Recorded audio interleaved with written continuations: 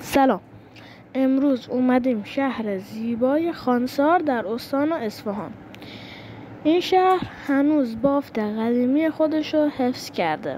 بعد اینجا هنوز جوباش و اینا هستش. من یادمه وقتی کوچیک بودیم تو جوبای وقتی آبش تمیز بود میرفتیم مثل سرسرابی بالا پایین و مثل حال میدادن، انقدر حال میداد. و اینجا هنوز بافت قدیمی خودشون حفظ کرده. مثلا مسجدهاش، خونه‌هاش، مغازه‌هاش هنوز سنگکاری و آجرکاری هست و کوچه‌هاش و محله‌هاش. بعد مثلا پدر من هی میگفت که چه جالب، یاد دوران گذشته میافتاد و واسه ما قصه تعریف میکرد. و اینکه اینجا درخت‌ها در هم تنیدن، یعنی رفتن تو هم یه حالت سایبون تشکیل داده. تو همه خیابوناش هم همینطوره.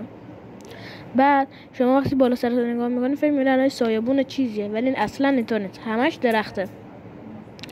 بعدش هم اینجا درخت گردو و خشکبار و اینا معمولا هست، چون اینجا یه خیابون داره، خیابون اصلیش همش بازار و ایناست. شهر کوچیکیه. توی اون خیابون عسل و خشکبار و عطاری هست، یعنی سوقاتشون اینجا خشکبار و عطاری و عسل و اینجور چیزا خلاصه.